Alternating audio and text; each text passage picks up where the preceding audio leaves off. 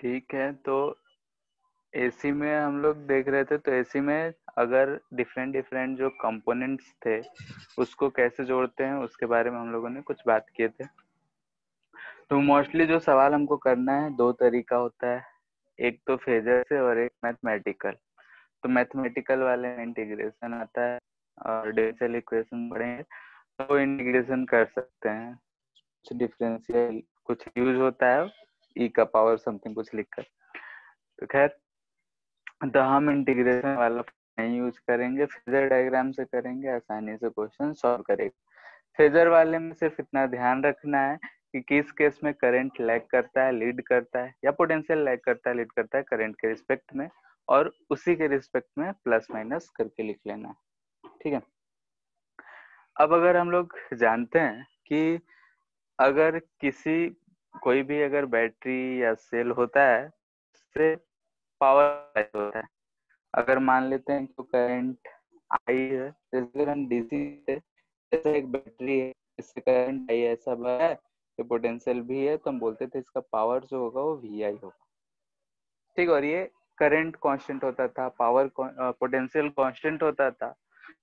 Power supply है, ये हम लोग बोलते थे कि कांस्टेंट पावर सप्लाई करेगा ये बैटरी। तो अगर हमारे पास कोई एसी सोर्स है तो उस केस में क्या होगा, अगर मानते हैं कोई सर्किट जो भी कोई सा भी है, यहाँ पे अगर हमारे पास कोई एसी सोर्स है, इज बोल रहे हैं साइन ऑफ ओमेगा टी। यहाँ पे हमको दिख रहा है कि पोटेंशियल जो होगा वो के साथ साथ वैरी करेगा। करंट ए भी कुछ I naught sine of omega T plus या माइनस, तो हम प्लस ले रहे हैं, फाई होगा। ठीक है ना, फेज डिफरेंस प्लस हो या फिर माइनस हो, दोनों में से कुछ भी हो सकता है। लेट से कि ये प्लस है,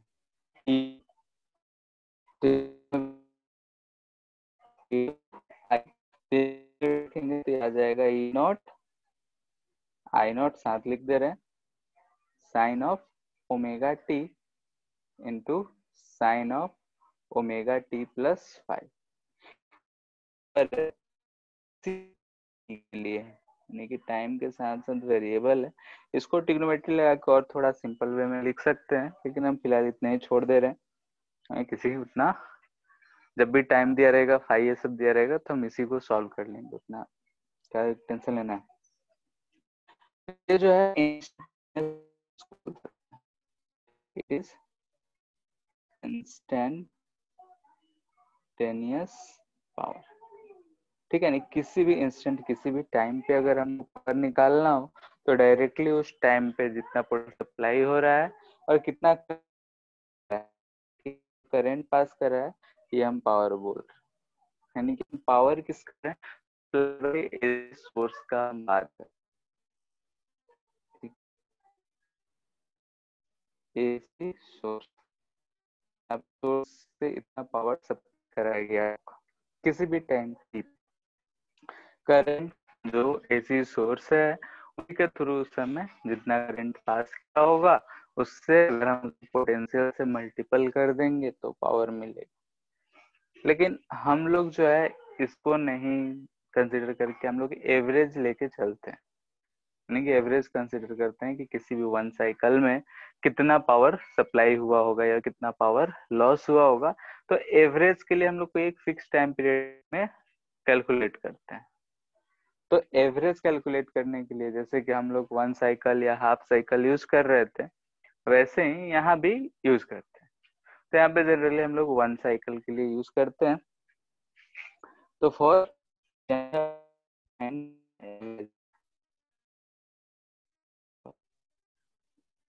ठीक है, तो एवरेज पावर अगर हम फाइंड करेंगे तो इसको सॉल्व करेंगे, ट्रिग्नोमेट्री ये सब चीजें, तो पावर एवरेज जो आता है वो आ जाता है I naught E naught by two into cos of five. यानी कि इसको सॉल्व करने के बाद पीरियड लेने के बाद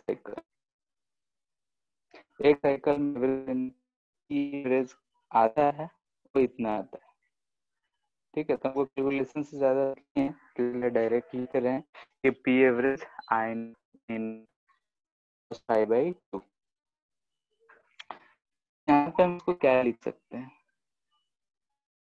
I0/√2 इंटू I0/√2 cos 5। ऐसा लिख के क्या मिल गया हमको कि I0/2 जो होता है IRMS हो जाएगा, E0/√2 जो हो जाएगा ERMS, ये cos ऑफ 5। ठीक है, तो ये चीज है हमारा। कोई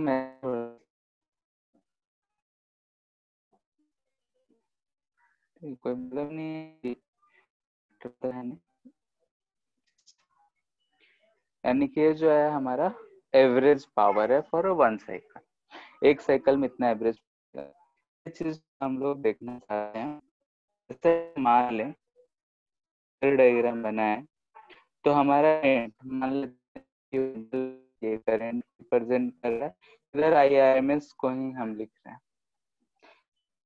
हैं। एंगल ऊपर ही ये इसमें इंडक्टर जो है वो डोमिनेट कर रहा है, तो ऊपर की तरफ आ रहा है।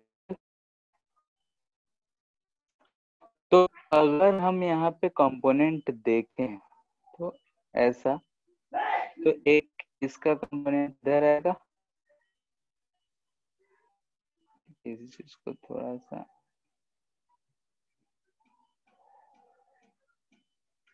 ठीक है, ये RS, इसका अगर कंपोनेंट एक इधर लेते हैं तो हमको दिख रहा है कि ये IRMS cos ऑफ, और एक कंपोनेंट इससे ऐसा परपेंडिकुलर हम लोग ले सकते हैं, जिसको लिख सकते हैं IRMS साइन ऑफ 5। ठीक है, तो ऐसा अगर लिखने से हमको क्या दिख रहा है कि जो ये पावर है वो इस चीज दोनों का प्रोडक्ट है, यानी IRMS एंड जो IRMS यानी करंट का जो कंपोनेंट है पोटेंशियल के अलोंग, उसका प्रोडक्ट है। ठीक है, यानी कि ये वाला कंपोनेंट क्या है, component of current potential, potential के अलोंग जो कंपोनेंट है वो है ये जो है component of current perpendicular to potential. Part जो है रिस्पॉन्सिबल फॉर पावर। ठीक है, ये पावर के लिए रिस्पॉन्सिबल है, और इसका जो है नहीं, नो रोल इन पावर। ठीक है, पावर कंजम्पशन या सप्लाई में इसको कोई रोल नहीं है इस करंट का। ये कंपोनेंट जो है लेस या फिर आइडियल,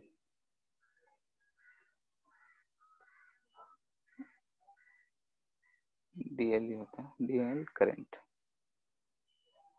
ठीक है, यानी कि ये IRMS साइन 5 IRMS है, I0 भी होता तो भी I0 हो, कोई फर्क नहीं पड़ता है, सिर्फ वैल्यू का दिक्कत है, या आई हो। हम RMS के टर्म में बोल रहे हैं, तो ये जो साइन 5 के साथ करंट का जो कंपोनेंट है, ये हम लोग बोलते हैं वाटलेस करंट।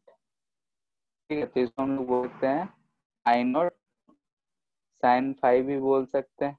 ठीक है, ये भी वाटलेस करंट ही है, तो हम RMS के टर्म में यहाँ पे सब चीज लिखे हैं, तो IRMS ही बोल रहे हैं। IRMS साइन 5 जो है ये वाटलेस या फिर आइडियल करंट है। आइडियल या वाटलेस, पावर में कोई रोल नहीं, और इस पावर में जो हम कॉस हियर कॉस 5, इसको हम लोग बोलते हैं पावर फैक्टर। ठीक है, यहाँ पे जो cos फाई है हमारा इक्वेशन में, यानी cos ऑफ फाई जो है फेज डिफरेंस है, cos फाई पावर देख रहे हैं तो ERMS E0 maximum root IRMS I0 दोनों चीज फिक्स। यानी कि इसका वैल्यू फिक्स्ड। जो को रिप्रेजेंट कर रहा है, चेंज कर रहा है, वो है cos ऑफ फाई। पावर कितना है, कितना सर सप्लाई करेगा। हाँ सर आपका आवाज बहुत लैग कर रहा है।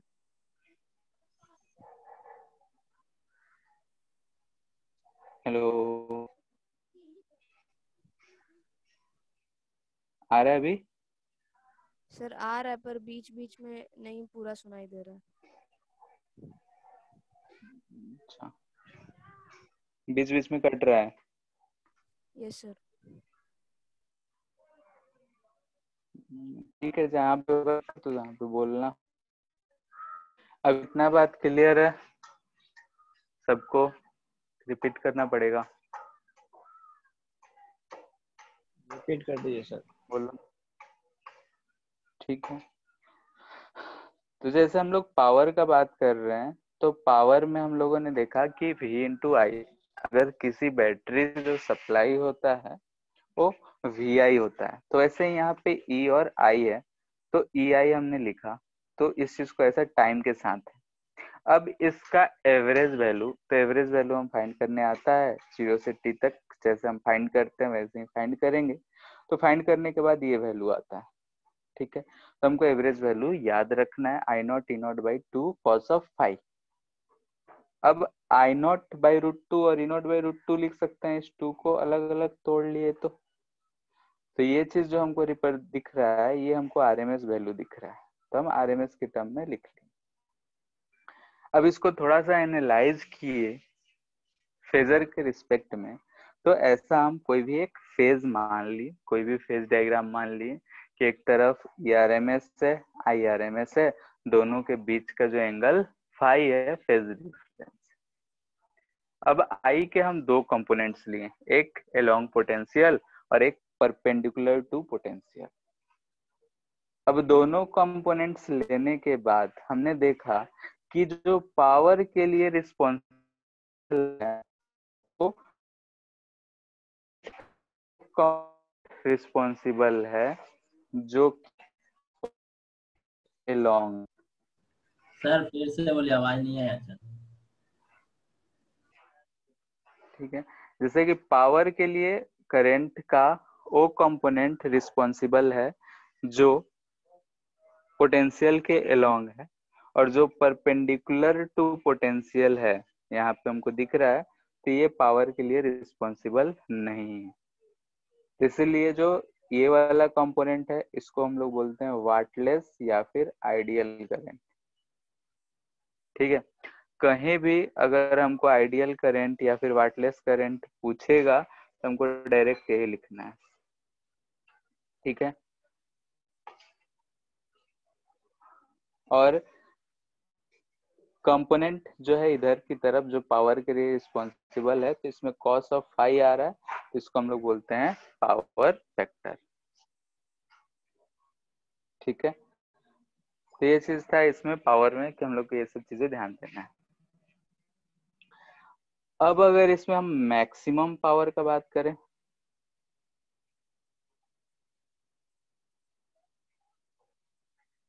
ठीक है, तो हम इसको पीएम से लिख रहे हैं। तो पावर हमारा आ रहा है इनटू कॉस ऑफ फाइव। अब तुम ही लोग बताओ कि इसका वैल्यू, एवरेज वैल्यू है, इसका मैक्सिमम कब हो सकता है? फॉर मैक्सिमम ध्यान से देखें तो हमको यहाँ पे cos ऑफ फाइव मैक्सिमम होता हुआ दिखना चाहिए। cos फाइव मैक्सिमम यानी कि फाइव जीरो, यानी कि phase difference zero. Phase difference zero होने का मतलब क्या हुआ? इधर R है, इधर XL है, इधर XC है। फेज डिफरेंस हम लोग लिखते थे XL minus XC by R, और ये अगर बोला जा रहा है कि फाइव जीरो है, ठीक है, फाइव जीरो है तो ये जीरो होगा, ये जीरो यानी कि XL माइनस XC जो है ये जीरो है, यानी कि XL और XC आपस में बराबर हो गया, ये कैंसिल हो गया, यानी कि सर्किट जो है रेजिस्टिव हो गया। दिस इंप्लाइज दैट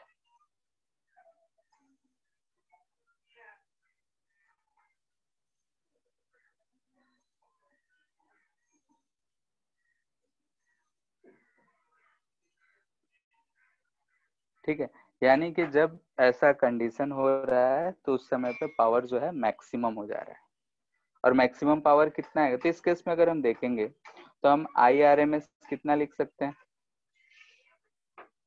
होता है VRMS बाई जेड, यानी कि हम लिख सकते हैं VRMS बाई आर। तो यहाँ पे पावर मैक्स हम लिख सकते हैं VRMS टू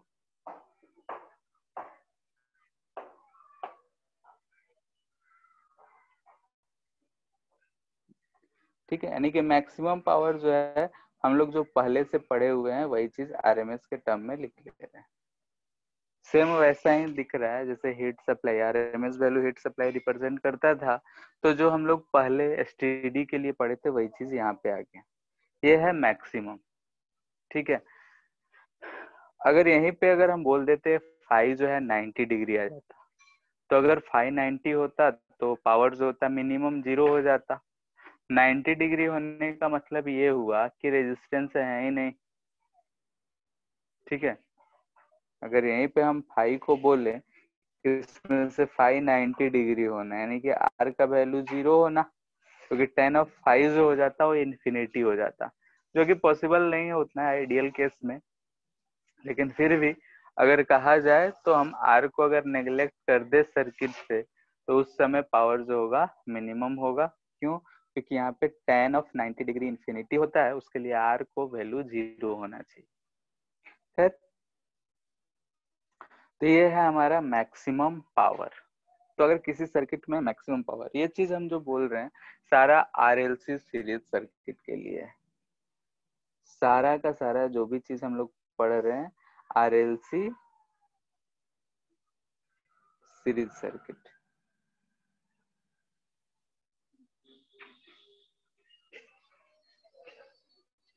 ठीक है, उसी का फॉर्मूला हम लगा रहे हैं सब कुछ।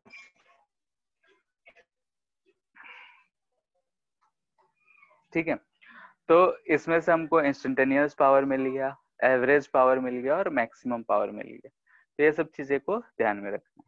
ठीक है, इसके बाद छोटा छोटा ही हमको कुछ टॉपिक सब बचे हुए हैं इस चैप्टर में, तो सबको धीरे धीरे खत्म करते हैं। तो सबसे पहले एक छोटा सा चोक कॉइल।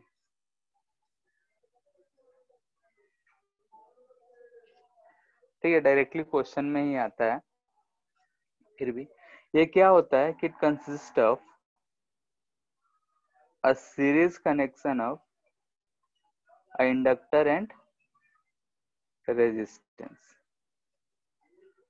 ठीक है, यहाँ पे equal to E naught sine omega T है, ये एल है, आर है। इस केस में अगर हम लोग को पावर लिखना होगा तो पावर लिखेंगे वही IRMS VRMS into cos of phi. अब इसके लिए अगर कॉस ऑफ फाई का बात करें तो इधर की तरफ आर आएगा, इधर की तरफ एक्सएल आएगा और इसका कुछ रिजल्टेंट जेड इधर आएगा और यही एंगल फाई होगा। ठीक है, तो अगर हम कॉस ऑफ फाई का बात करते हैं तो फॉर पी मैक्स, ठीक है, कॉस फाई का वैल्यू क्या होना चाहिए, मैक्स।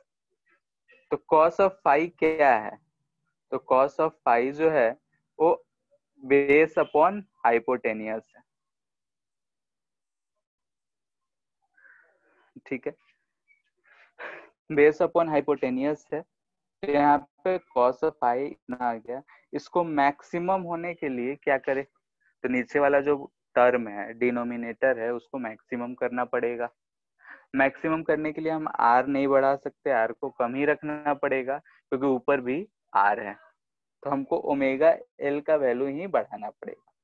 तो इसको मैक्सिमम होने के लिए हमको दिख रहा है omega L much much greater than R होना चाहिए। अगर ये ऐसा हो गया तो हमारे यहाँ पे क्या दिख रहा है, cos of phi equal to हम लोग अप्रोक्सीमेटली लिख सकते हैं आर बाई ओमेगा एल। ठीक है, तो ये कंडीशन होता है हमारा चोक कॉइल यूज करने का। अब चोक कॉइल होता क्या है, तो ट्यूबलाइट जो आता था पहले, फिलहाल वाला तो अब एलईडी आ गया है, एलईडी टाइप में, जो पहले ट्यूबलाइट हम लोग यूज करते थे, उसमें बीच में एक बड़ा सा चोक कॉइल बोला जाता था, चोक है, ठीक है, चौक है, ऐसा लोग गाँव में चौक चौक बोलते थे, तो वही है चोक कॉइल। उसमें एक इंडक्टर लगा होता है और एक रेजिस्टर लगा होता है। अब उस लगाने का पर्पस यही होता है कि उससे जो पावर ट्रांसफर हो मैक्सिमम हो, ठीक है। अब वो पावर ट्रांसफर मैक्सिमम कैसे कर सकता है, कैसे मैक्सिमम होगा? हेलो हेलो, ठीक है।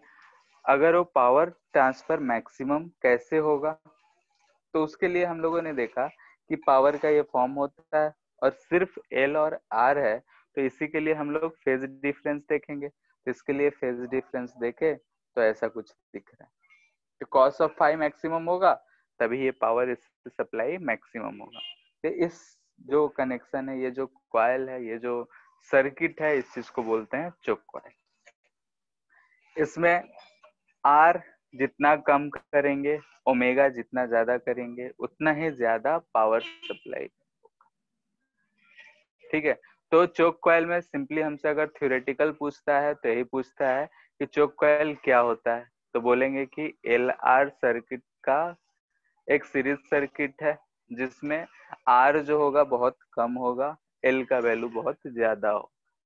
दिख रहा है कि कॉस फाई को ज्यादा करने के लिए या तो हम फ्रीक्वेंसी बढ़ाएंगे सोर्स का, या फिर इंडक्टर का वैल्यू बढ़ाएंगे और रेजिस्टेंस का वैल्यू घटाएंगे। ये चीज होता है हमारा चोक कॉइल। इसके बाद है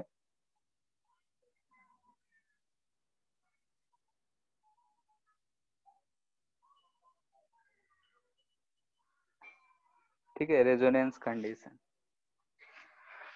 तो रेजोनेंस कंडीशन क्या होता है?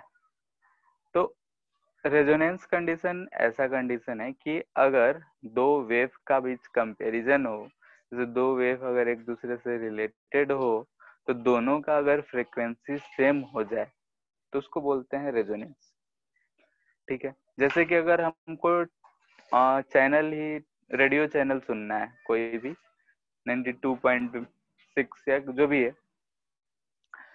तो उसमें हम लोग क्या करते हैं कि उसको ट्यूनिंग करते हैं, और रेडियो का फ्रीक्वेंसी और बाहर जो सिग्नल आ रहा है उसका फ्रीक्वेंसी दोनों को मैच करते हैं, दोनों को एक फ्रीक्वेंसी में लाने का कोशिश करते हैं। अगर दोनों एक साथ पकड़ लेता है तो हमारा रेडियो साफ साफ चलना शुरू हो जाता है, यानी कि जो भी फ्रीक्वेंसी दोनों का मैचिंग हो जाता है तो वही रेडियो गाना शुरू कर देता है, रिसीव करता है और काम करता है। तो जब दोनों फ्रीक्वेंसी सेम होते हैं उस चीज को बोलते हैं हम लोग रेजोनेंस फ्रीक्वेंसी, यानी कि रेजोनेंस का कंडीशन हो गया। तो वैसे ही इस सर्किट में रेजोनेंस का कंडीशन कैसे होगा? तो फ्रीक्वेंसी तो सेम होना चाहिए, लेकिन इसमें के लिए हम लोग डिफिनीशन थोड़ा अलग तरीके से देते हैं। फ्रीक्वेंसी भी कैसे सेम होगा उसको हम बताएंगे, लेकिन फिलहाल जो डिफिनीशन है वो लिख रहे हैं कि रेजोनेंस कंडीशन तब होगा जब हमारा सर्किट मैक्सिमम पावर ट्रांसफर कर रहा होगा, ठीक है। तो हम जानते हैं कि आई नो इक्वल टू होता है अंडर रूट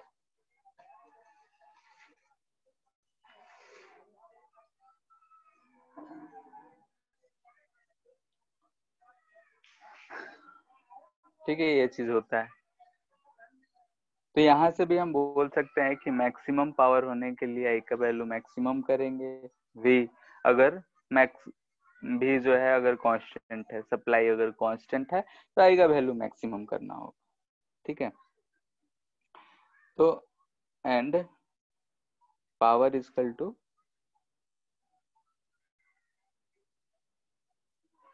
ठीक है। तो यहाँ से बोलते हैं for maximum power XL equal to XC, अभी हम लोगों ने देखा implies that omega equal to 1 by under root L C, ठीक है। तो हम लोग बोलते हैं कि अगर ये फ्रीक्वेंसी रहा सोर्स का तो ये कंडीशन होगा हमारा रेजोनेंस का। रेजोनेंस का कंडीशन होने के लिए हमारा जो सर्किट है उसका फ्रीक्वेंसी जो होना चाहिए, यानी कि जो भी सोर्स है उसका फ्रीक्वेंसी ये होना चाहिए। क्यों, कौन सा कंडीशन होना चाहिए? तो मैक्सिमम पावर कंडीशन होगा, फ्रीक्वेंसी ऑफ सोर्स अगर ये होगा तो ये चीज कंडीशन होता है हमारा रेजोनेंस। यानी कि हम बोल सकते हैं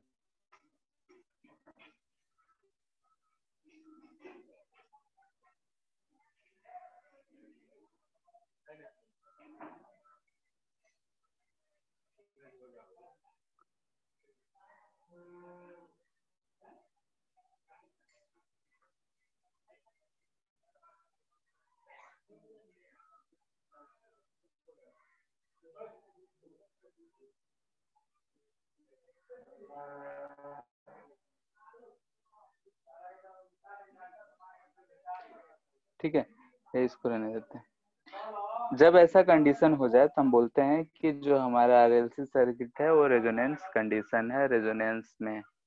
और ये जो फ्रीक्वेंसी आ रहा है इसको हम बोलते हैं resonant frequency.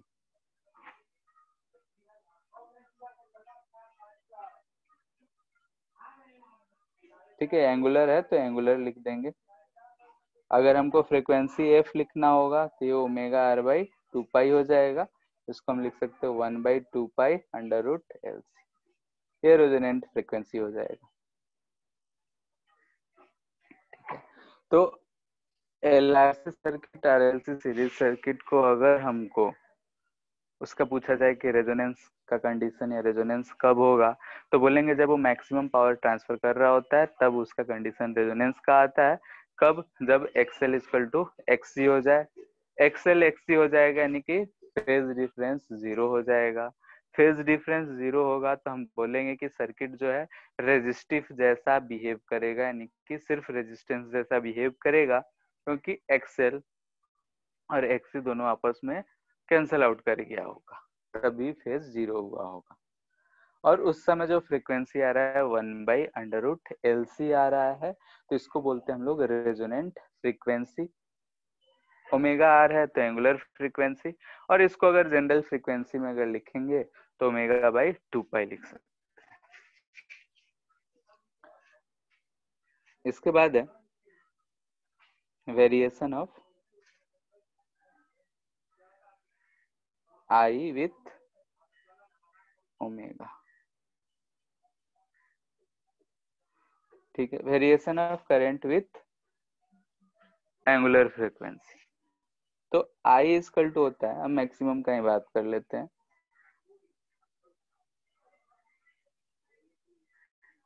Under root omega L minus omega C का होल स्क्वायर। ये होता है एक्सएल और एक्सिस को हम ओमेगा एल एंड 1/ओमेगा सी से रिप्लेस कर दिए। यही हमारा फॉर्मूला होता है आई का। दिख रहा है कि डिफरेंट अगर हम वी नॉट को फिक्स कर दें डिफरेंट फ्रीक्वेंसीज के लिए, जो आई नॉट का वैल्यू होगा वो डिफरेंट आएगा। तो आई का वेरिएशन जो है ओमेगा से इस फंक्शन से रिलेट, और इसका अगर हम बनाते हैं तो ऐसा कुछ आता है, इधर आई इधर ओमेगा, ऐसा कुछ आता है। ये जो मैक्सिमम वैल्यू आता है, ध्यान से देखें मैक्सिमम कब आएगा?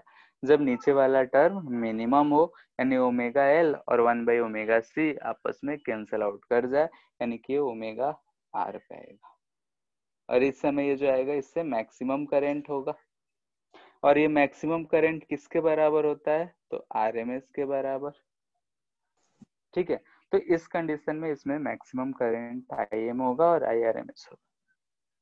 और हम बोल सकते हैं कि इस कंडीशन में पावर भी जो होगा वो मैक्सिमम होगा। ना बात क्लियर?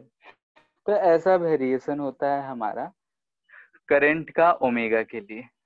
ध्यान से देखें तो इसके अलावा अगर कोई सा भी दूसरा करंट ले लें तो हमको दो वैल्यूज मिल रहे हैं। ठीक है, दो दो वैल्यू मिल रहे हैं ओमेगा के। तो अगर हम यहाँ पे Im/√2 लिख रहे हैं, यानी कि मैक्सिमम करंट का आधा है, तो उसके करस्पॉन्डिंग हमको दो दो फ्रीक्वेंसीज मिल रहे हैं, एंगुलर फ्रीक्वेंसीज। तो ये जो डिस्टेंस होता है हमारा, जिसको लिखते हैं हम लोग डेल्टा डब्ल्यू, डेल्टा ओमेगा, इसको बोलते हैं हम लोग बैंडविड्थ। ठीक है, ये टर्म जो होता है बैंडविड्थ होता है। अब हम यहाँ पे आते हैं कि इसको इतना ही करंट क्यों लिए, ठीक है, मैक्सिमम या RMS/√2 ही क्यों लिए। तो बैंडविड्थ का वो डिफिनीशन है कि बैंडविड्थ जो होता है difference in angular frequency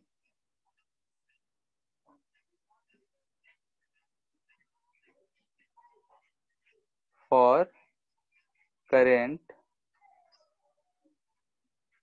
eight which power is Pmax/2।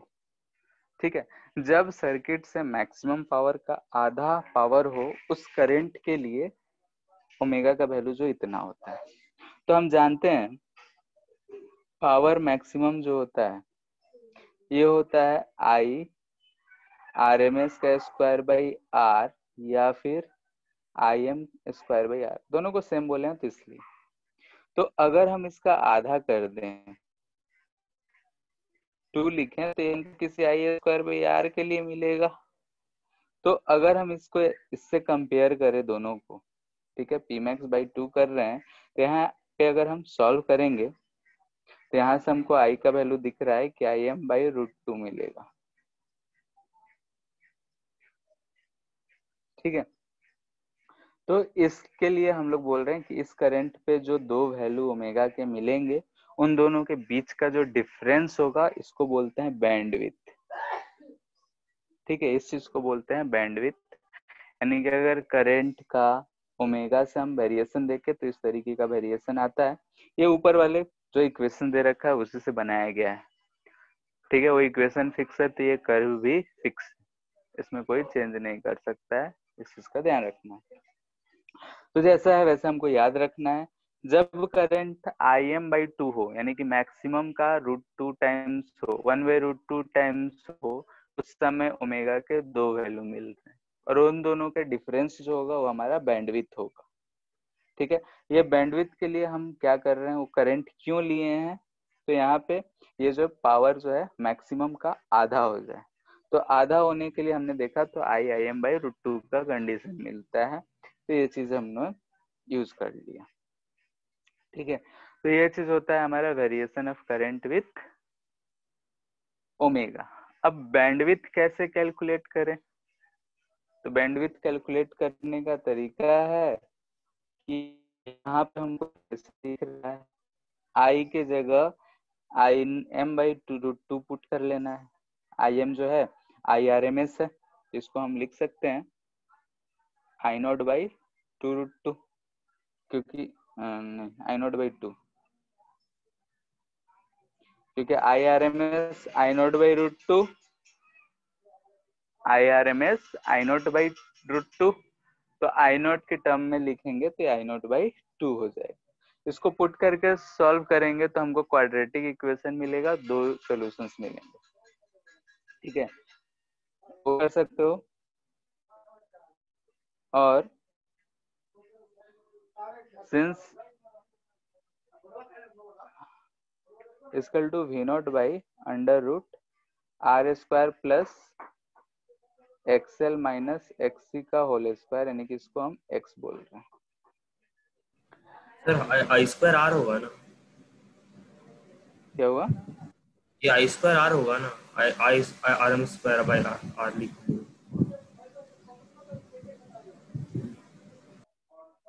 नहीं समझे क्या बोल रहे हो, तो यहाँ सर पे ये आई नो पावर बाय, नहीं, ऊपर सर ये Pmax = I/RMS²/R, ये अच्छा I/RMS²R होगा।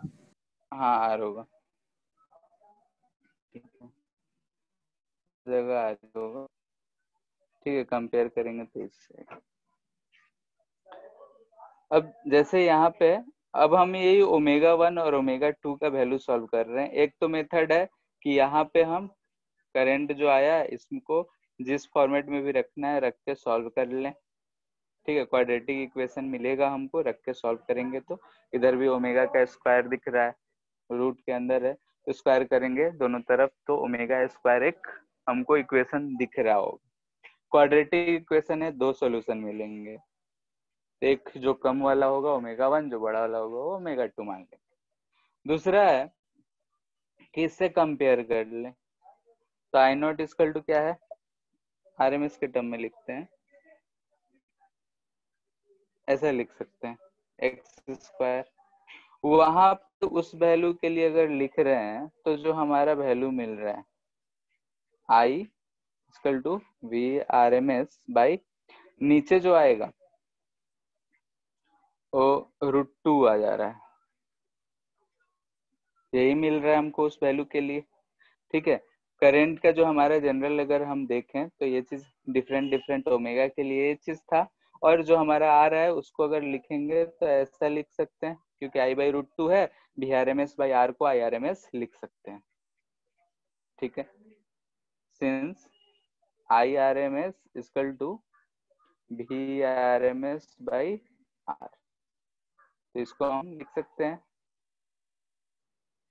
ठीक है, तो यही चीज है, इसको बढ़ा ही देते हैं एक लाइन,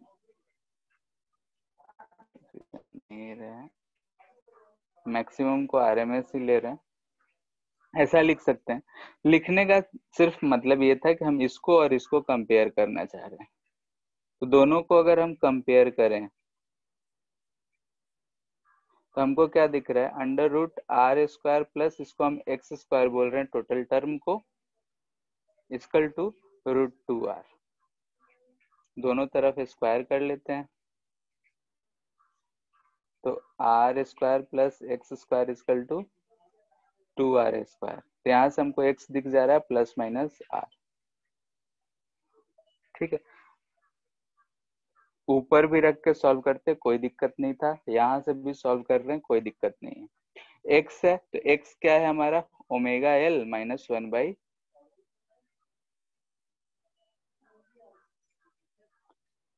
ठीक है, x ये चीज है। अब यहाँ से हमको ओमेगा के लिए एक बार हम प्लस के लिए सॉल्व करेंगे, एक बार माइनस के लिए सॉल्व करेंगे, तो हमको एक बार ओमेगा 1 का वैल्यू मिलेगा, एक बार ओमेगा 2 का वैल्यू मिलेगा। ठीक है, तो इस चीज को सॉल्व करते हैं तो हम डायरेक्ट लिख रहे हैं कि ओमेगा का वैल्यू क्या है, ओमेगा 1 का वैल्यू है -L/2r प्लस अंडर रूट नीचे आ जाता है एक,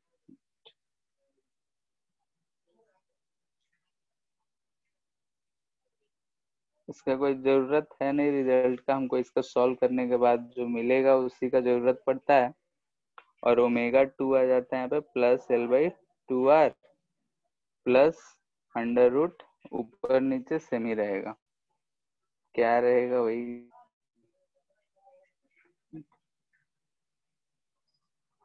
ठीक है, r²/4l² प्लस 1/LC।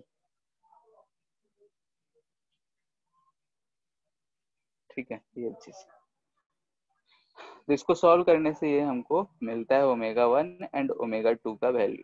तो हमको इससे उतना कोई मतलब नहीं होता, हमको बैंडविड्थ फाइंड करना मेन होता है। तो हियर बैंडविड्थ क्या हो जाएगा, ओमेगा 2 माइनस ओमेगा 1, जिसको हम डेल्टा ओमेगा से लिखते हैं। ध्यान से देखे तो इधर रूट वाला टर्म कैंसल आउट हो जाएगा, माइनस कर रहे हैं तो, और यहाँ पे माइनस माइनस प्लस हो जाएगा, तो ये L/R मिलता है। ठीक है, तो ये चीज हमको याद रखना है कि बैंडविड्थ जो आता है वो L/R आता है। ठीक है, ये चीज है हमारा बैंडविड्थ। इसके बाद एक टर्म हम लोग डिफाइन करते हैं इसी से रिलेटेड, क्वालिटी फैक्टर। ठीक है, इसको Q से लिखते हैं। क्यू क्या डिफाइन होता है कि एनर्जी सप्लाइड, ठीक है, अगर हम जो भी एनर्जी दे रहे हैं या फिर स्टोर कर रहे हैं उस चीज का रेशियो एनर्जी स्टोर्ड पर साइकिल। अगर हमारा जो सर्किट है आरएलसी सर्किट, तो एल और सी मिलके जितना भी एनर्जी पर साइकिल स्टोर करेगा maximum divided by energy loss पर साइकिल, इस चीज को बोलते हैं हम लोग क्वालिटी फैक्टर। इसको सॉल्व करने के बाद आफ्टर सॉल्विंग, हमको उससे मतलब नहीं है कैसे सॉल्व किया जाता है, Q जो आता है डायरेक्टली हमको याद रखना है omega R by delta omega.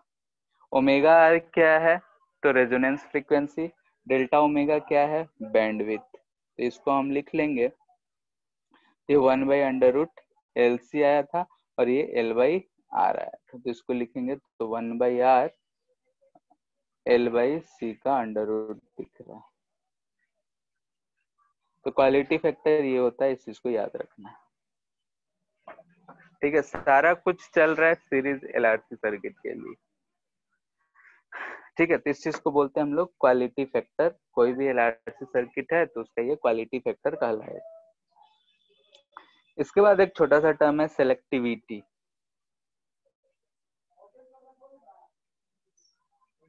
Selectivity यानी कि अगर हम सिलेक्शन का बात कर रहे हैं तो क्या चीज का सिलेक्शन, तो भाई कि अगर हमारा जो सर्किट है उसको हम कैसे सेलेक्ट करेंगे।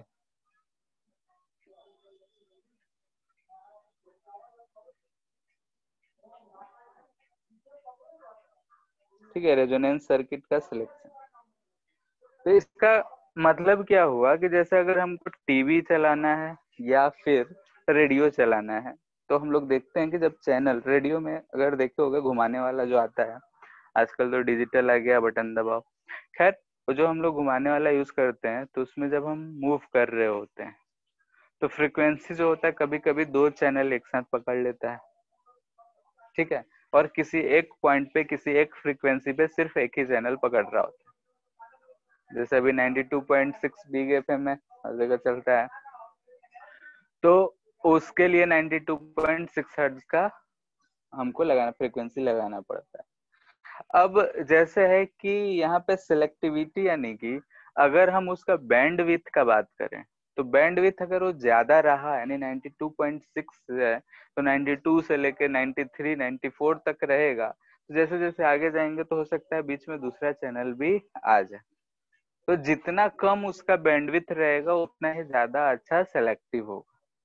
यानी कि अगर गुड सेलेक्टिव का बात करेंगे तो जिसका बैंडविड्थ जितना कम रहेगा वो गुड सेलेक्टिव होगा, और जिसका बैंडविड्थ बहुत कम ज्यादा होगा तो उसको पुअरली सेलेक्टिव होगा। ठीक है, तो सेलेक्टिव जो है हाईली सेलेक्टिव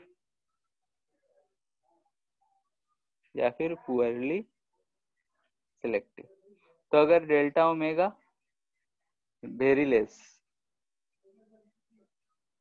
बहुत कम है तो इसको हम बोलेंगे कि हाईली सेलेक्टिव है। अगर delta omega bandwidth very high है, या भाई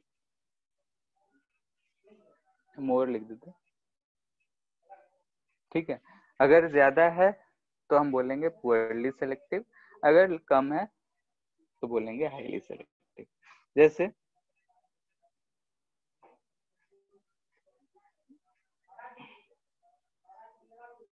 ऐसे 2 कर्व दे रखा है 1 और 2, ये आई है, ये ओमेगा है। तो इसमें दिख रहा है कि फर्स्ट वाले के लिए और सेकेंड वाले के लिए बैंडविड्थ जो है फर्स्ट वाले का कम है, यानी कि जो जितना शार्प है उसका बैंडविड्थ उतना ही कम है, तो ये जो होगा मोर सेलेक्टिव होगा। शार्प जो होगा वो मोर सेलेक्टिव, और जो जितना ब्रॉड होगा वो लेस सेलेक्टिव। ठीक है, तो ये फ्रीक्वेंसी से रिलेटेड हमारा कुछ चीजें हैं कि अगर जो हमारा करंट है उस चीज में ये सारे चीजें हमको ध्यान रखने पड़ते हैं, याद रखने पड़ते हैं। इसमें बहुत सारी ऐसी बातें हैं, कहाँ से आया कैसे आया उस पर हमको ज्यादा चर्चा नहीं करना है, नहीं दिमाग दौड़ाना है। डायरेक्टली क्या होता है कैसे कैलकुलेट करेंगे इस चीज को याद रखना है। ठीक है, तो यहाँ से हम लोगों ने देखा कि फ्रीक्वेंसी जो है रेजोनेंस तब होगा जब दो फ्रीक्वेंसी, कभी भी हम बोलते हैं जैसे झूला ही झूल रहे हैं, तो अगर हम झुला के छोड़ दे तो आइडियल केस में वो डैम्प हो जाता है, तो उसको फिक्स अगर फ्रीक्वेंसी से झुलाते रहना है तो हमको एक एक्सटर्नल फोर्स लगाना पड़ता है। तो जो एक्सटर्नल फोर्स है उसका फ्रीक्वेंसी और ऑसिलेशन का फ्रीक्वेंसी अगर मैच कर जाता है तो बोलते हैं रेजोनेंस का कंडीशन है। तो वैसे ही यहाँ भी है, ये चीज रेजोनेंस का कंडीशन है। तो रेजोनेंस का कंडीशन यहाँ पे कब कब है, तो क्या क्या बोला जा सकता है, तो पावर मैक्सिमम है, एक्सएल एक्ससी के बराबर है, यानी कि जो इंडक्टिव रिएक्टेंस है और कैपेसिटिव रिएक्टेंस है बराबर है, ओमेगा 1/√LC है। ठीक है, सर्किट जो है रेजिस्टर की तरह बिहेव कर रहा है, रेजिस्टिव सर्किट की तरह बिहेव करेगा। तो ऐसे चीजें हम बोल सकते हैं जब रेजोनेंस का कंडीशन। करंट जो है उसका वेरिएशन देखे तो इस तरीके से है।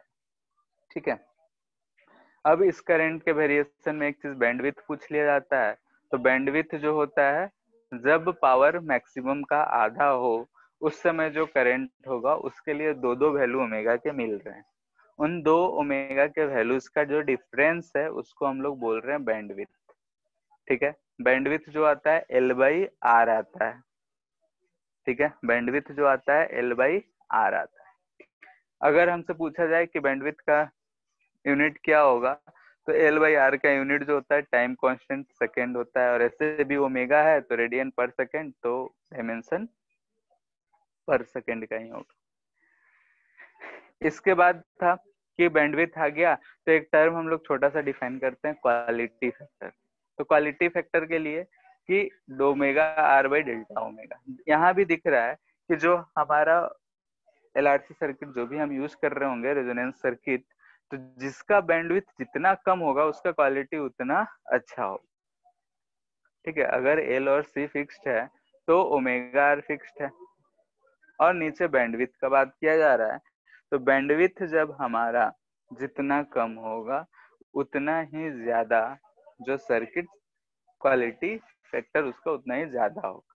और उसी चीज से रिलेटेड सेलेक्टिविटी है, तो जिसका बैंडविड्थ जितना कम होगा उतना ही ज्यादा सेलेक्टिव होगा, जो जितना ब्रॉड होगा यानी जिसका बैंडविड्थ जितना ज्यादा होगा उतना ही पुअरली सेलेक्टिव होगा। तो इतना बात को याद रखना है, और इससे जो क्वेश्चंस आते हैं बस ऐसे इंफॉर्मेटिव और न्यूमेरिकल बेस्ड आते हैं, तो इसको आसानी से सॉल्व किया जा सकता है। ठीक है, अगर बुकलेट देखे होंगे तो इस पे क्वेश्चंस दिखे होंगे। इसके बाद है हम लोग का लास्ट टॉपिक,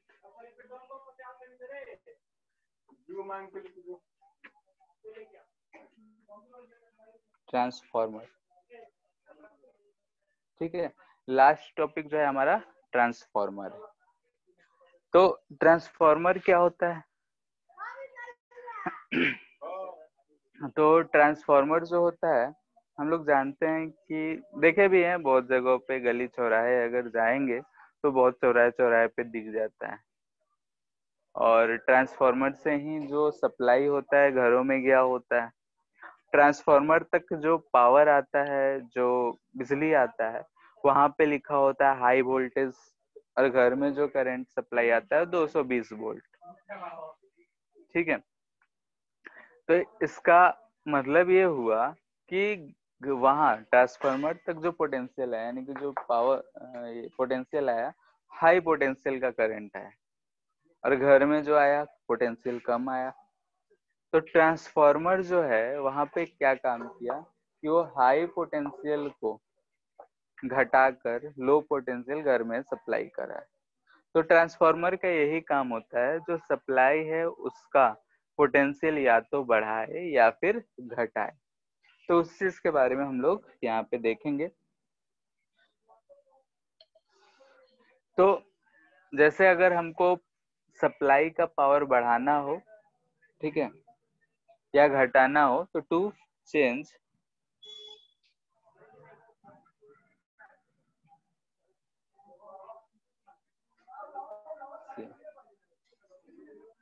AC सोर्स के लिए ट्रांसफॉर्मर यूज होता है, और डीसी के लिए इन्वर्टर यूज होता है। इन्वर्टर, इन्वर्टर शायद स्टेबलाइजर,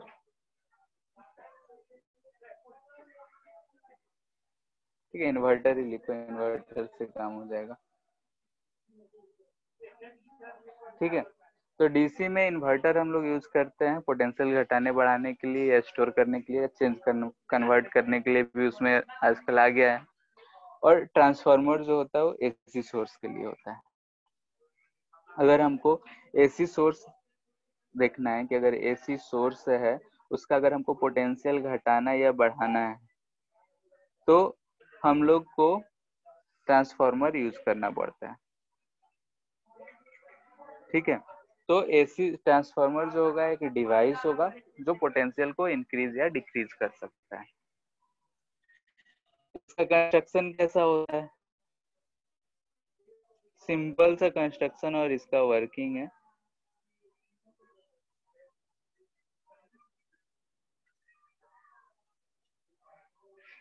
ऐसा, ठीक है, एक्चुअली में अगर हम देखें तो ऐसा कुछ दिखेगा 3D में।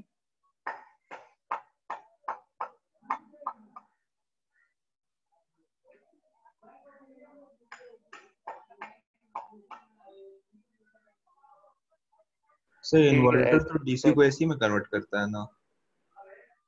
हाँ डीसी को एसी में करता है और एसी को डीसी में करता है और साथ में बढ़ाने का भी काम करता है। ठीक, उसी में कुछ रहता है और भी फंक्शंस। तो इन्वर्टर तो मेनली हम लोग यूज करते हैं उसके लिए भी, और बढ़ाने घटाने में भी उसको यूज करते हैं।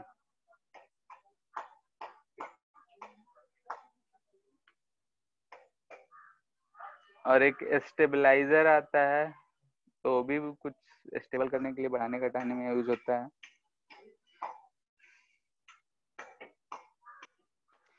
यहाँ पे हम बोल रहे हैं कि इस तरीके का एक कॉइल होता है और इस कॉइल पे जो है हम लोग वायर का कॉइलिंग किया होता है। वायर जो है इस पे लपेटा हुआ रहता है।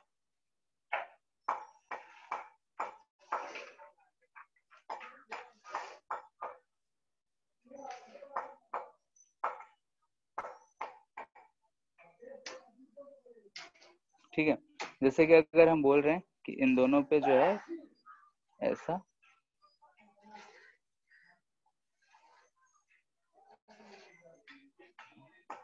इधर हमारा एसी सोर्स हो गया, फिर इधर भी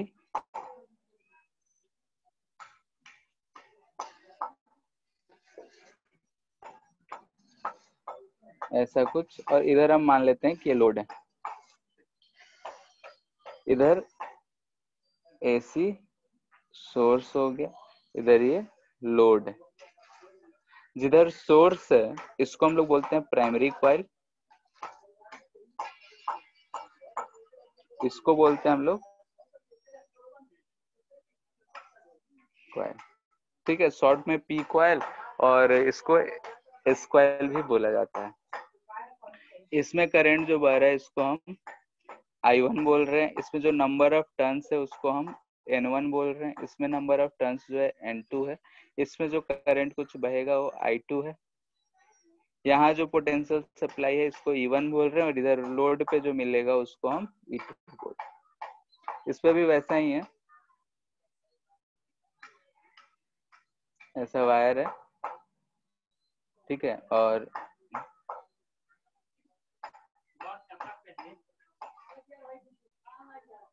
ठीक है ऐसा, ठीक है, इधर हम बोल रहे हैं कि सोर्स है, लोड है, ऐसा कुछ रहता है जो हमारा अंदर की तरफ रहता है।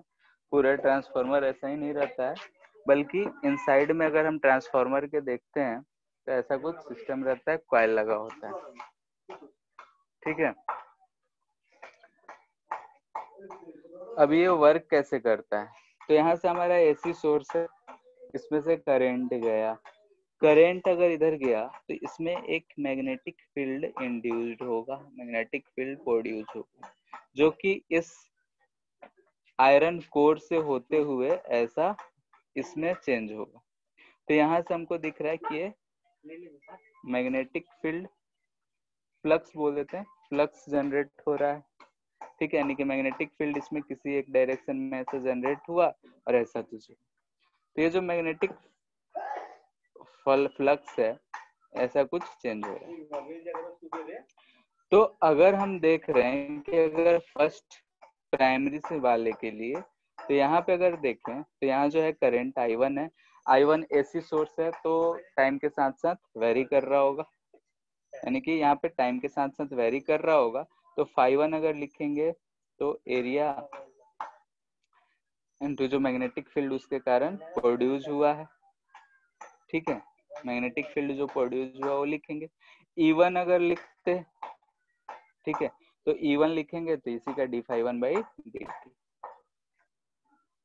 तो n नंबर ऑफ टर्न्स है तो n1 d∅1/dt। वैसे ही इसके लिए अगर हम लिखेंगे φ2, तो हमको दिख रहा है कि यहाँ से जो फ्लक्स चेंज हुआ है तो उधर भी मैग्नेटिक फील्ड गया, वहां भी फ्लक्स चेंज हुआ है, तो मैग्नेटिक फील्ड तो सेम ही होगा। अगर एरिया भी सेम कर दें, दोनों का क्रॉस सेक्शनल एरिया सेम कर दें तो फ्लक्स सेम हो जाएगा और E2 लिखेंगे n2 d∅2/dt। अब यहाँ से if A1 is equal to A2, this implies φ1 is equal to φ2, और φ1 अगर φ2 के बराबर होगा then हम लोग बोल सकते हैं कि E1/E2 is equal to N1/N2, ठीक है। तो ये चीज हमको इसमें पता करना होता है E1/E2 N1/N2, और इसी चीज से हम लोग देख रहे हैं कि इसमें जो पोटेंशियल है वो हम वेरिएशन देख सकते हैं। E1 है सोर्स का, E2 है लोड का। अब अगर हम यहाँ से देखते हैं case 1, N1 is greater than N2, N1 अगर N2 से ग्रेटर है तो E1 is greater than E2, यानी कि यहाँ पे दिख रहा है कि लोड का जो पोटेंशियल है वो सोर्स से कम है,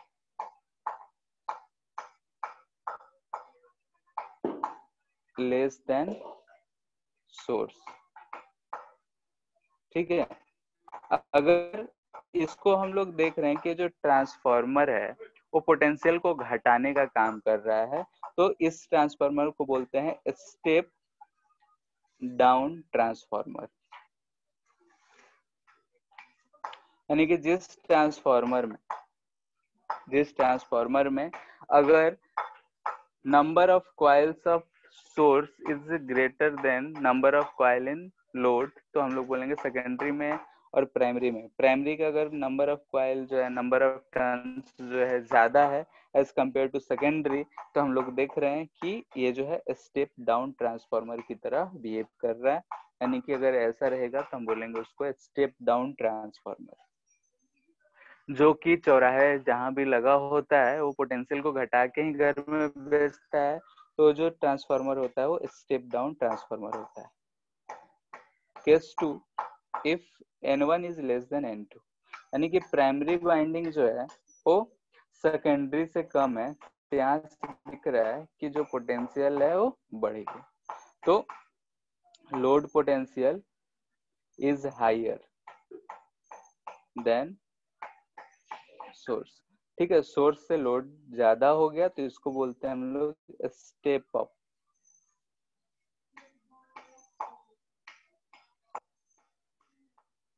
ठीक है, इसको हम लोग बोलेंगे स्टेप अप ट्रांसफार्मर, यानी कि पोटेंशियल को बढ़ा दे रहा है।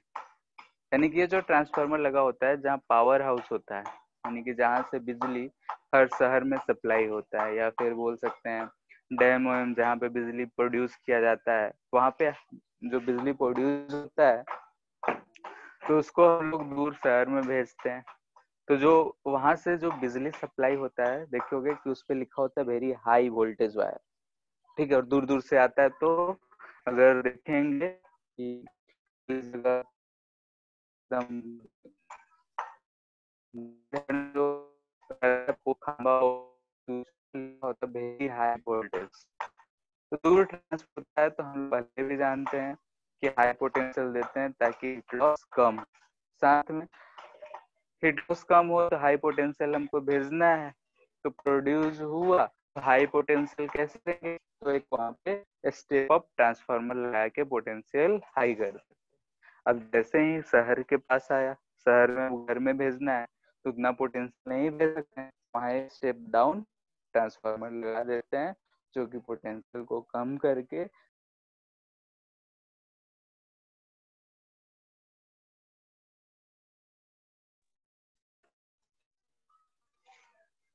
हेलो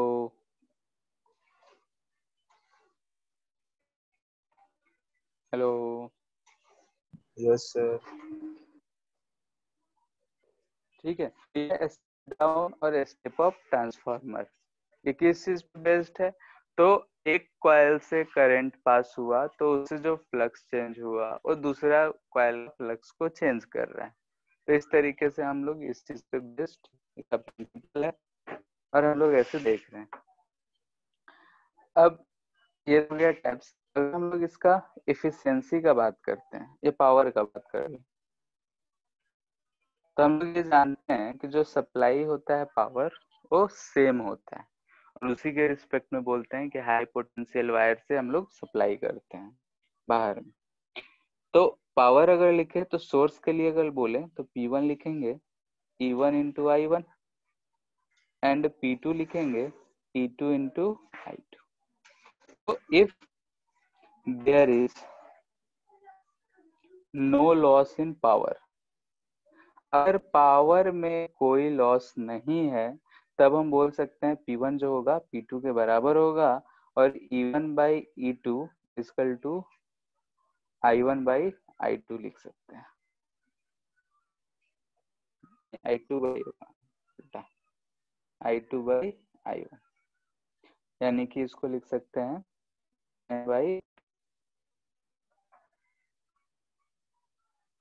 ठीक है। ये हम लोग यूज कर सकते हैं करंट और इसके लिए पोटेंशियल नंबर ऑफ टर्न्स के लिए कि अगर कितना है क्या है तो इसके रिस्पेक्ट में हम लोग इसको यूज कर सकते हैं। ये है आइडियल पावर इक्वेशन।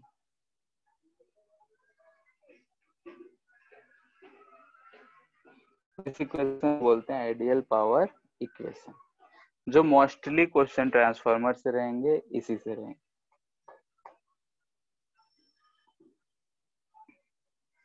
इसके बाद है कि पावर लॉस।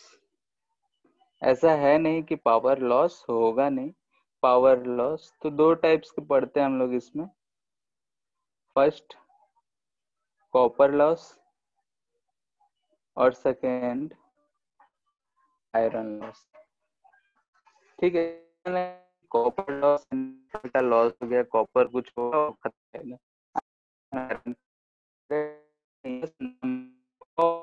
है। पावर लॉस डी टू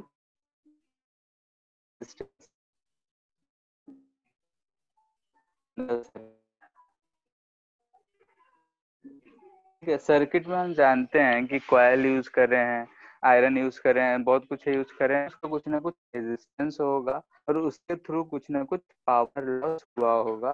तो उस पावर लॉस को हम लोग बोलते हैं कॉपर लॉस, पीसी लिख देते हैं इसमें पीआई। आयरन लॉस क्या बोलते हैं? तो हमको दिख रहा है कि एक हम आयरन का कॉइल यूज कर रहे हैं जिसके ऊपर हम बाइंडिंग किए हुए हैं। तो हम लोगों ने देखा था कि अगर बेरिंग मैग्नेटिक फील्ड हो तो एडी करंट जनरेट होता है। तो एडी करंट है तो उस करंट की वजह से भी कुछ लॉस होगा, उसी को बोलते हैं कॉपर लॉस, ठीक है। तो हम आयरन लॉस, तो आयरन लॉस हम लोग बोलते हैं डिसिपेशन, पावर लॉस या dissipation of energy due to eddy current, ठीक है। एडी करंट के कारण जो लॉस है उसको बोलते हैं हम लोग पावर लॉस। तो एफिशिएंसी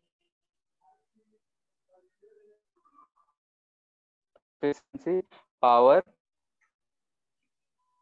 डिलीवर्ड पावर सप्लाई, ठीक है। ये एट लोड, ये एट सोर्स इनटू इसको हम I1 माइनस पावर लॉस, जो भी लॉस आएगा 2 into 100, ये आता है हमारा एफिशिएंसी का formula. To reduce eddy current loss,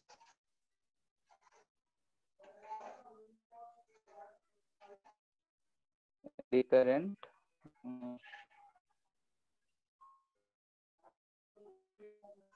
ठीक है, इसके लिए हम लोग क्या करते हैं, एक ऐसा सॉलिड ना यूज करके, ठीक है, ऐसा इसको हम लोग यूज नहीं करते हैं, बल्कि क्या यूज कर लेते हैं, बहुत से चीज यूज कर लेते हैं। ठीक है, लेंगे जैसे हम इसमें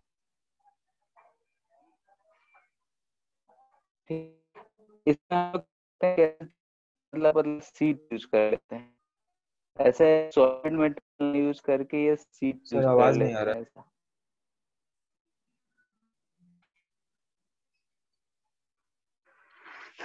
ठीक है, लो आ रहा है अब? Yes sir.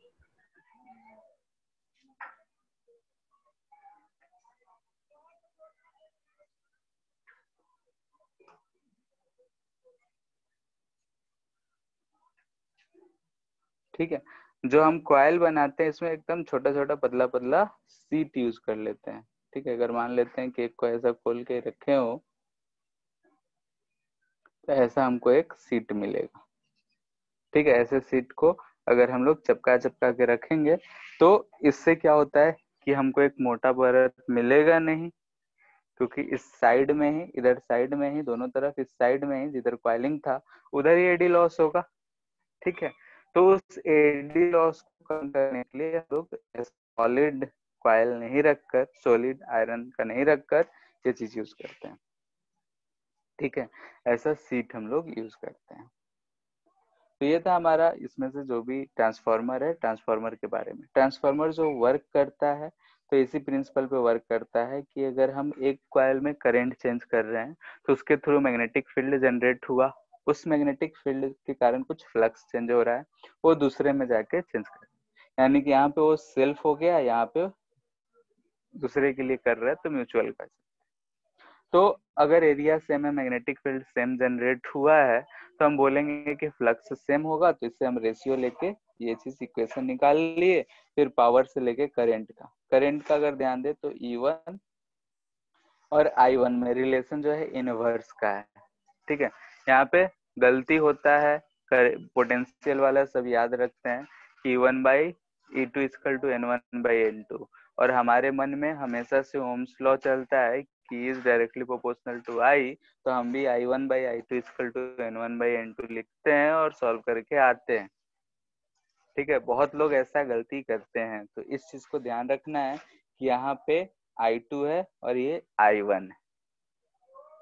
ठीक है, यानी कि इनवर्स है, E1 is inversely proportional to I1। Loss में हम लोग दो लॉस देख रहे हैं, रेजिस्टेंस के थ्रू और जो है यहाँ एडी करंट के थ्रू। ठीक है, तो ये सब लॉस है, ये इसका एफिशिएंसी हो जाएगा। एडी लॉस को कम करने के लिए करते हैं, और जो पावर लॉस है, तो पावर ये कॉपर लॉस है, तो उसको रेजिस्टेंस जैसे भी कम कर लें, तो रेजिस्टेंस जितना कम होगा उतना ही कॉपर लॉस कम होगा। ठीक है, एक छोटा सा इंफॉर्मेशन टाइप का है, स्किन इफेक्ट एनसीईआरटी में दे रखा है, तो क्या होता है इस चीज को बता देते हैं। तो स्किन इफेक्ट क्या होता है, तो जैसे कि हम लोग देखे हैं कि अगर हम रेजिस्टेंस यूज करते हैं ρL/A होता है, यानी कि अगर हम इसका क्रॉस सेक्शनल एरिया बढ़ा दें, ठीक है, ये वाला एरिया अगर हम बढ़ा दें तो हमारा रेजिस्टेंस कम हो जाएगा। ठीक है, इसमें कोई डाउट नहीं है कि रेजिस्टेंस नहीं कम होगा, रेजिस्टेंस कम हो जाएगा। लेकिन देखे होगे कि जब मोटा वायर यूज होता है तो ऐसे पतला पतला वायर्स जो होते हैं, ठीक है, ऐसा पतला पतला वायर्स जो होता है रखकर उसको मोटा किया गया होता है। देखे हो? बोलो। जब भी यस सर। कहीं पे भी कंस्टेंट, तो ऐसा क्यों होता है?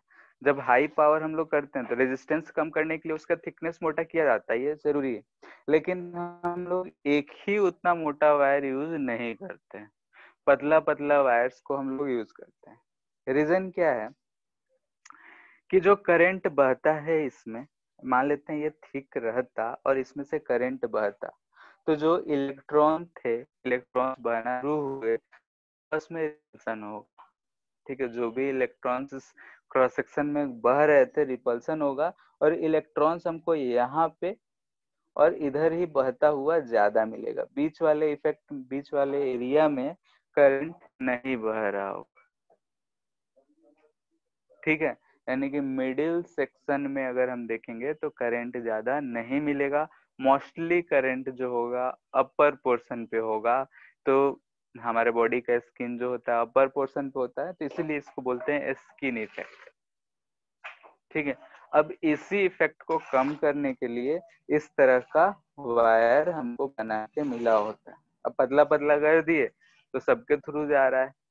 ठीक है, यानी कि तो पूरे एरिया से ही हमारा पास करे करंट, इसलिए ऐसा किया जाता है। तो ये छोटा सा इंफॉर्मेटिव टाइप का है कि स्किन इफेक्ट क्या होता है।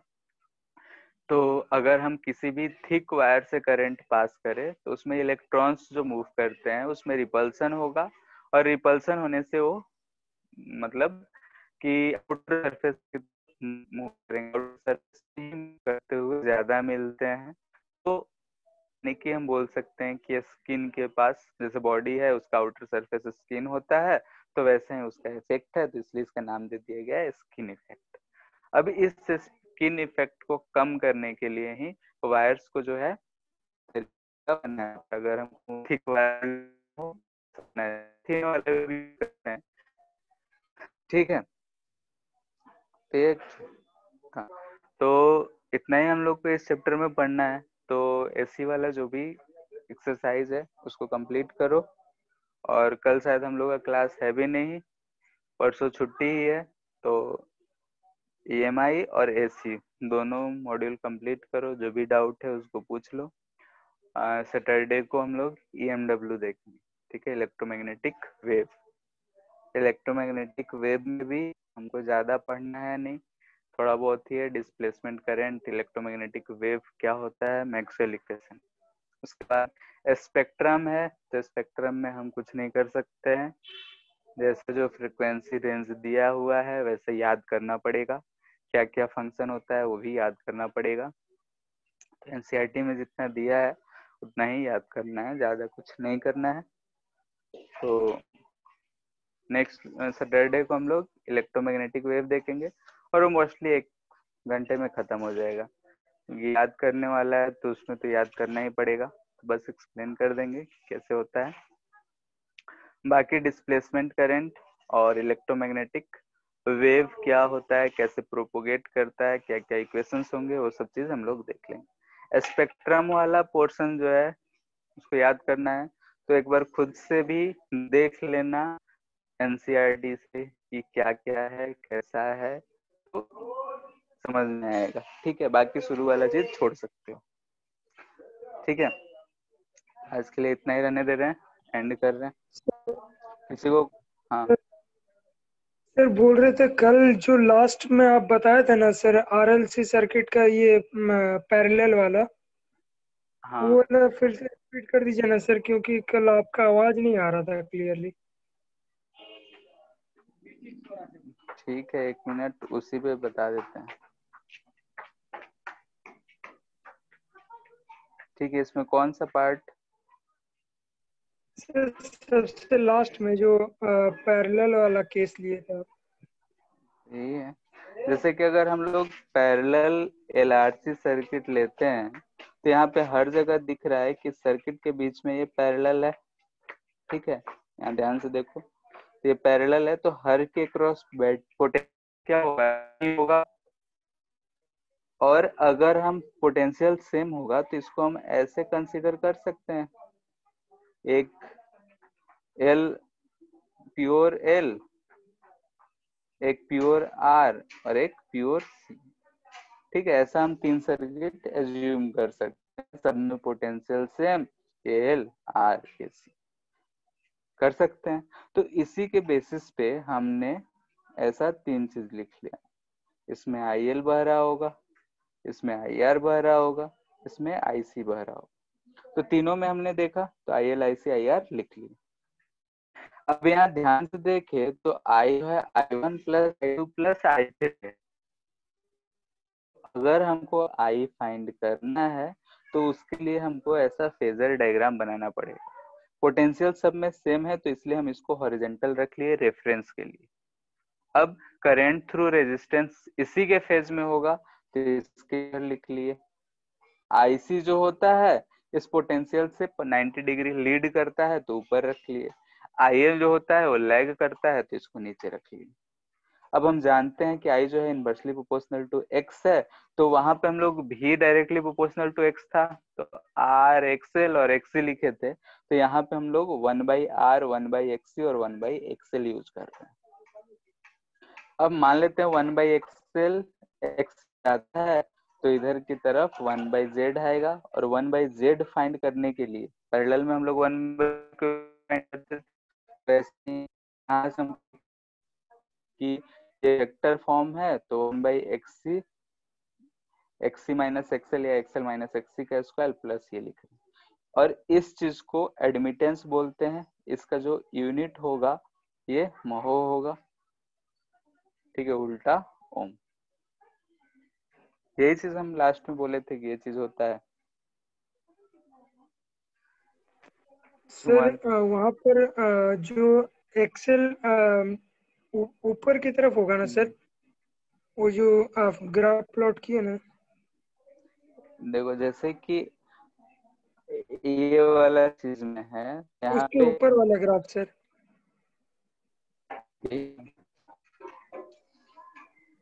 यही वाला बोल रहे हो कि नीचे वाला? यस सर, यस सर, जैसे वही इस वाला वाले बोल को, रहा हूँ। हाँ यहाँ पे भी जो है पोटेंशियल है। ठीक है, तो आर और वी ये दोनों तो सेम फेज में होते हैं तो इसमें हम लिख लिए, इसमें कोई दिक्कत नहीं है। अब हम नहीं सर, अगर सिर्फ हाँ नहीं है, समझ मतलब गए वही दो को दिक्कत है, क्या बोलो? वही दो को दिक्कत है सर, आईसी और आईएल वाला।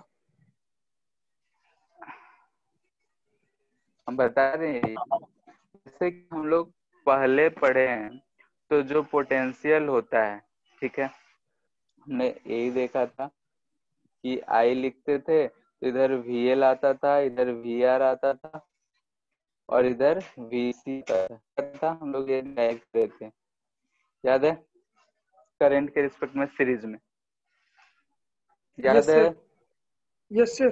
ठीक है, यहाँ यहाँ क्या दिख रहा है कि करंट जो है ये वोल्टेज अक्रॉस लो इंडक्टर है, उससे क्या हो रहा है, ये 90 डिग्री से लैग कर रहा है। ठीक है, तो यहाँ पे अगर हम पोटेंशियल लिखेंगे तो इससे जो करंट है इंडक्टर में वो 90 डिग्री लैग करेगा, तो इसलिए हम इसको इधर लिखे हैं। ठीक है, अब जैसे कि है यहाँ आई है और ये वी आर है, दोनों सेम फेज में होता है तो इधर पोटेंशियल है, आई सेम फेज में होगा तो इधर आई आर लिखे। अब इधर अगर आई है और ये वीसी है तो वीसी से आई जो है 90 डिग्री लीड कर रहा है, तो यहाँ से हम भी से आई सी 90 डिग्री लीड करेगा तो इसलिए हम इधर लिखे। बात समझ आया? हाँ सर। बोलो। ठीक है, तो इस कारण यस से सर। ऐसे लिखे हैं। और सी होगा उधर ही एक्सएल होगा, तो आई इनवर्स होता है तो इसलिए 1/xc लिखे हैं और एल के लिए 1/xl लिखे हैं। क्लियर है? हाँ सर। और किसी को कोई दिक्कत? ठीक है, तो 2 दिन का टाइम मिल रहा है तो आराम से इसको सॉल्व करो, जहां भी जो दिक्कत है उसको पूछ के खत्म कर लिएगा। ठीक है, ठीक है, फिर कर रहे हैं।